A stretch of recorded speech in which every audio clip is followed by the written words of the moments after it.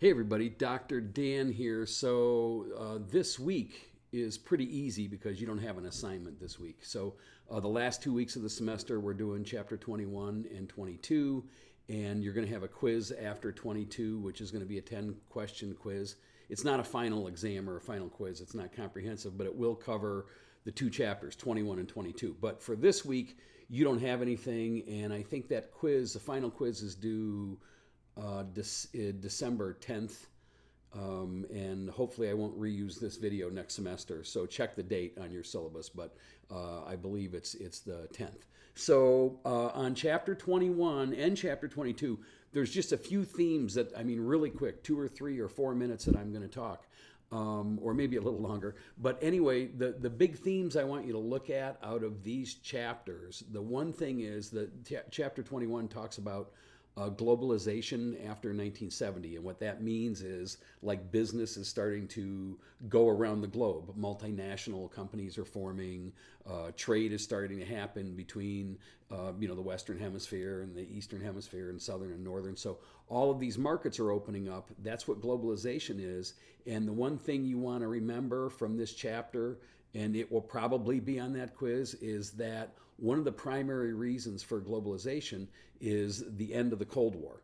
So the Cold War ends 89, 90, 91, but 89 really, but right in there. And so what happens is there's a map out there somewhere on page 883. There's a map, and it shows you all of the countries that used to be part of the Soviet Union or the USSR. And so when the Cold War ends, those countries become independent. And I want you to look at that map on 883 because you see Ukraine there, and you see that Ukraine, and you already know this, but you know, or if you didn't, Ukraine was part of the USSR, and then after the Cold War, they become independent. And now when you look at the war in Ukraine, you understand that Putin, in this case, from Russia, is trying to take it back again because the word on the street is that Putin is trying to put this Soviet Union back together again. So make sure you look at that map and understand the Ukraine thing as it applies to the end of the Cold War, very simplified, but also the most important point is the number one reason for globalization of markets is really the end of the Cold War, and that might be in the quiz, so remember that one. The other thing to look at is on page 904.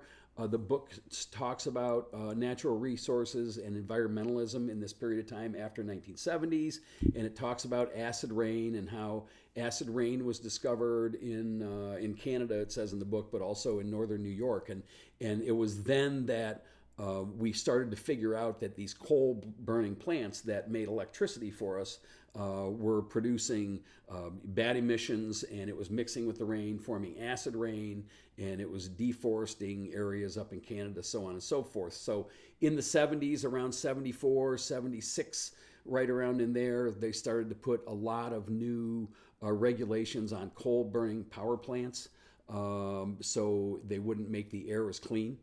Okay, and by the way, a quick plug for Dr. Dan. This is my book, When They Hid the Fire, and it's about that. It's about this idea that when the power plants all kind of moved away from the city and we didn't see the smoke anymore, we sort of forgot about the environment, and that's what my book is about. Pick up a copy at Amazon.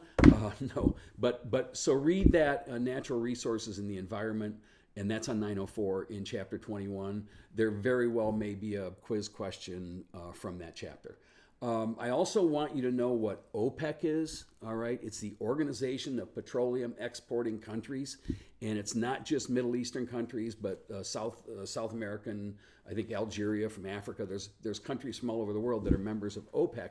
And I want you to know what OPEC is because you hear about it on the news and you will continue to. And it's really a bunch of countries that got together and said, hey, we're going to form a cartel. In other words, we're going to raise prices or lower prices of oil together so we can keep our profits up. And I think they control 30 or more percent of the world's petroleum reserves right now. And they've been around since the 70s. So I just wanted you to read that since it's in chapter 21. It's actually in chapter 22 or 20 also.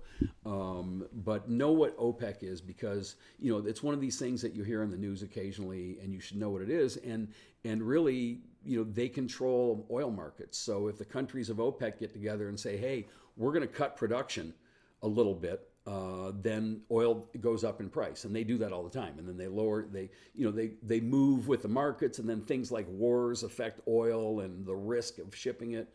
So know what OPEC is, because they control a large piece of the world's oil supply. And hopefully we're getting away from oil, but it's still important. And then lastly, on page 908, if you do nothing else in this chapter, read about Islamic conservatism, and specifically you're going to read about the revolution in Iran under the Shah.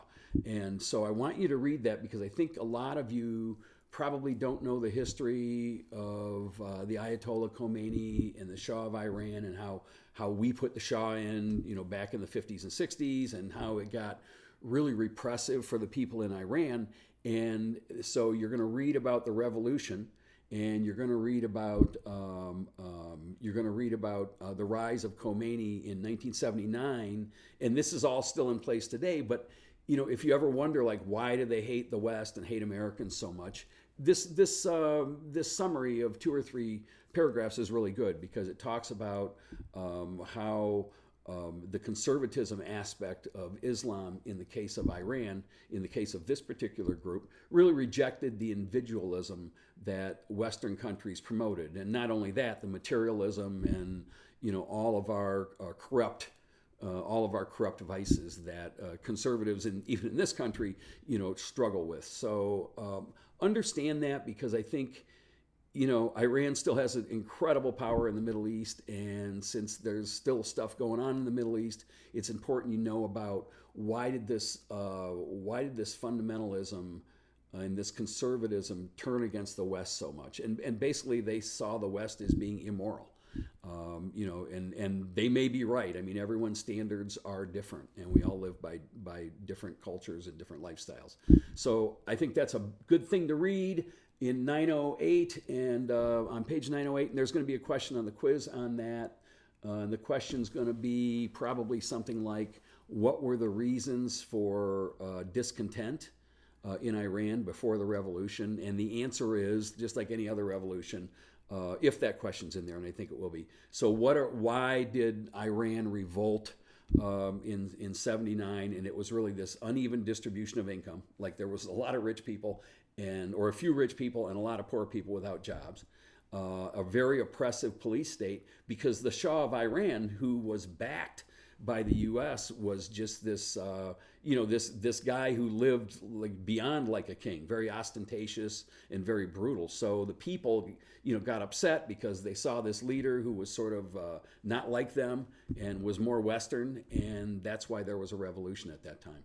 And really, it was the Islamic conservative clerics, or mullahs, which are academics, historians, learned Islamic scholars, and they came in, and actually the Ayatollah Khomeini is a scholar, Islamic scholar, and that's how that all came together. So sorry I talked so much about that, but I think knowing about Iran and knowing about the anger with the West and how that's still going on today is really important. So that's it. I'll see you next week. I'll have a lecture with the rest of the review for the final quiz on it. Take care now. Be safe. Bye-bye.